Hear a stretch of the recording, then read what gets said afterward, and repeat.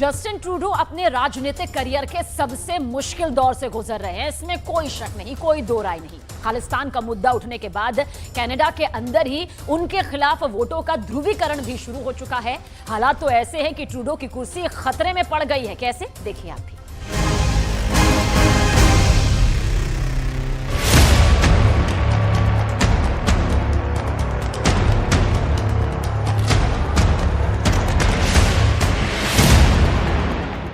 Justin Trudeau को जरा भी यकीन नहीं था कि भारत पर बेबुनियाद आरोप लगाकर उनकी इस तरह से भद पिटने वाली है। जस्टिन ट्रूडो का सबसे ज्यादा विरोध तो अब कनाडा के अंदर ही शुरू हो गया है। कनाडा की पूरी राजनीति में खालिस्तान के मुद्दे ने हलचल मचा दी है और जस्टिन ट्रूडो के खिलाफ मौजूद विपक्ष को अब ट्रूडो के खिलाफ हमले का एक बहुत बड़ा मुद्दा मिल गया है।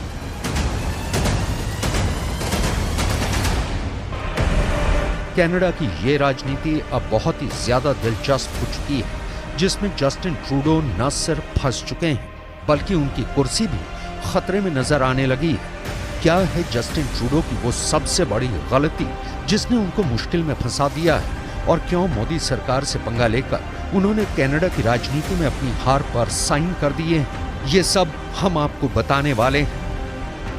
दरअसल कनाडा के अखबारों में अब ये खुलकर लिखा जाने लगा है कि जस्टिन ट्रूडो अपने राजनीतिक हित साधने और अपनी कुर्सी बचाने के लिए कनाडा के राष्ट्रीय हितों से खुलेआम खिलवाड़ कर रहे हैं। कनाडा की ही एक न्यूज वेबसाइट है जिसका नाम है नेशनल पोस्ट। इस अखबार में एक न्यूज आर्टिकल में टेरी गैल्विन ने लिखा है, जो कनाडा के 10 से ज्यादा अखबारों में संपादकीय लेख लिखते हैं। टेरी गैल्विन पत्रकारिता से जुड़े 11 पुरस्कारों से सम्मानित हैं और उन्होंने द नेशनल पोस्ट अखबार में अपने लेख की हेडलाइंस लिखी हैं। इसका हिंदी में मतलब है, ट्रूडो ने साजिश के जो आरोप लगाए हैं उससे कनाडा भारत के रिश्तों में अपूरणीय क्षति हो सकती है। जस्टिन ट्रूडो पर तीखी टिप्पणी करते हुए टेरी गैल्विन ने अपने संपादकीय में लिखा है कि सोमवार को जो हुआ उसके स्क्रिप्ट को चाइनीज एजेंटों के प्रभाव में जस्टिन ट्रूडो ने लिखा है और ये लिबरल पार्टी के राजनीतिक लाभ के लिए साल 2019 और 2021 के राष्ट्रीय चुनाव में हुई बंदर बांट का परिणाम है। कनाडा के पत्रकार का इशारा सीधे सीधे जस्टिन ट्रूडो की राजनीतिक चालाकियों की तरफ था। आखिर जस्टिन ट्रूडो की चालाकियां क्या हैं और जस्टिन ट्रूडो की मजबूरियां क्या हैं, ये सब हम आपको बताएंगे। लेकिन पहले हम आपको कनाडा के इस अखबार की एक और तीखी टिप्पणी से अवगत कराते हैं। टेरी गैल्विन को लगता है कि जस्टिन ट्रूडो चाइनीज एजेंट के प्रभाव में है। टेरी गैल्विन ने लिखा है कि सोमवार को जस्टिन ट्रूडो ने जो किया उसके बाद लिबरल सरकार यानी ट्रूडो की सरकार ने चीन के खिलाफ तैयार की गई हिंद प्रशांत की रणनीति के उद्देश्य को ध्वस्त कर दिया है। यानी G20 में भारत ने अमेरिका, ऑस्ट्रेलिया, जापान के साथ मिलकर चीन पर दबाव बनाने की जो रणनीति बनाई थी उसमें पलीता लगाने का काम जस्टिन ट्रूडो कर रहे हैं, क्योंकि वो भारत को लेकर दुनिया में बेबुनियाद प्रचार कर रहे हैं और चीन के खिलाफ एकजुट देशों के बीच मतभेद पैदा करना चाहते हैं। जैसा कि कनाडा सरकार की तरफ से ये कहा गया है कि बाइडेन और सुनक को भी इन आरोपों के बारे में बताया गया है। आखिर ये सब करने के पीछे जस्टिन ट्रूडो की मजबूरी क्या है? दरअसल कनाडा की संसद में कुल 348 सीटें हैं। सरकार बनाने के लिए कुल 175 सीटें चाहिए, लेकिन कनाडा में जस्टिन ट्रूडो की लिबरल पार्टी के पास सिर्फ 160 सीटें हैं, कंजर्वेटिव पार्टी के पास 119 सीटें हैं और जगमीत सिंह की पार्टी न्यू डेमोक्रेटिक के पास 25 सीटें हैं।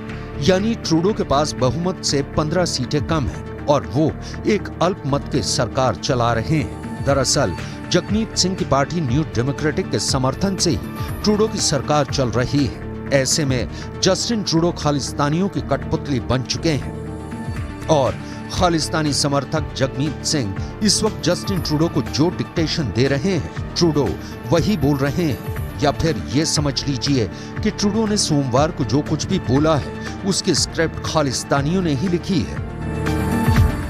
यहाँ आपको ये बता देना जरूरी है कि कनाडा में कुल 2.1% सिख समुदाय के लोग रहते हैं। यानी इनकी आबादी लगभग 8 लाख है। इनमें से ज्यादातर सिख खालिस्तान की मुखालफत करते हैं, खालिस्तान का समर्थन करने वालों से दो दो हाथ करते हैं। लेकिन जगमीत सिंह जैसे कुछ खालिस्तानी भी हैं जो वोटों का ध्रुवीकरण करने के लिए और अपने राजनीतिक हित साधने के लिए खालिस्तान का मुद्दा उठाते रहते हैं। और इसलिए अब जस्टिन ट्रूडो की कनाडा के अखबारों में खुलकर आलोचना हो रही है। यहाँ एक और बात भी अहम है। जस्टिन ट्रूडो की लिबरल पार्टी को 160 सीटें और 32.62% वोट मिले थे, जबकि कंजर्वेटिव पार्टी को 119 सीटें और 33.74% वोट मिले थे।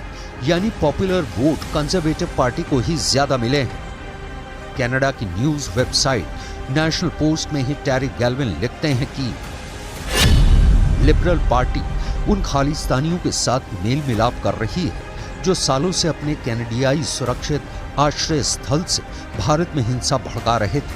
18 जून को ब्रिटिश कोलंबिया के सरे में हुई हरदीप सिंह निज्जर की हत्या गैंग वॉर शैली में हुई हत्या है। ये जो भी कर रहे हैं उसका भारत के सिखों से कोई लेना देना है ही नहीं।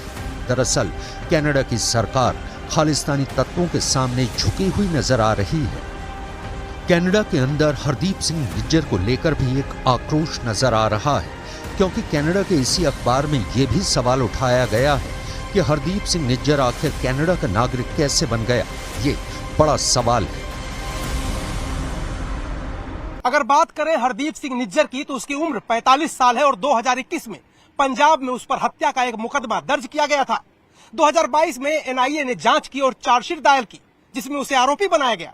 इसलिए हिंदुस्तान की सरकार लगातार निज्जर पर कार्रवाई करने की कनाडा से मांग भी कर रही थी।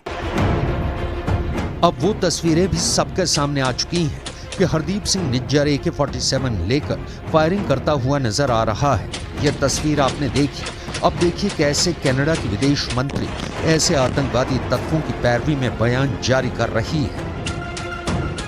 Dès le moment où nous avons été mis au courant, nous avons été guidés par 3 principes.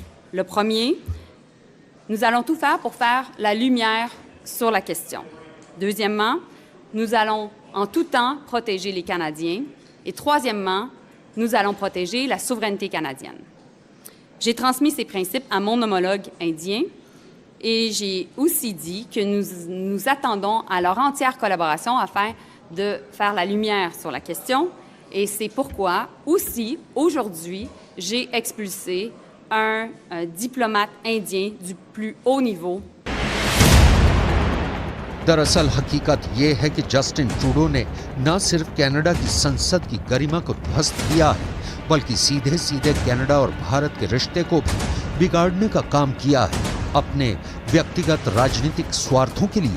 और अपनी प्रधानमंत्री की कुर्सी बचाने के लिए ट्रूडो भारत के साथ व्यापारिक वार्ता से भाग रहे हैं और इसके लिए उन्होंने कोई स्पष्ट कारण भी नहीं दिया है। कनाडा की न्यूज वेबसाइट नेशनल पोस्ट में ही टैरी गैल्विन लिखते हैं कि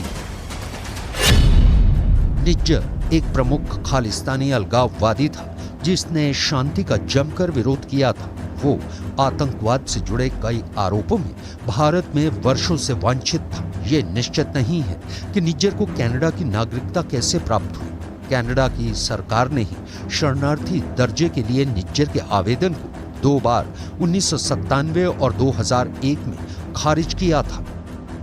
जस्टिन ट्रूडो खालिस्तानी नेता जगमीत सिंह की लिखी स्क्रिप्ट पढ़ रहे थे, इसलिए उन्होंने निज्जर जैसे आतंकवादी को कनाडा का नागरिक बताकर खूब आंसू बहाए।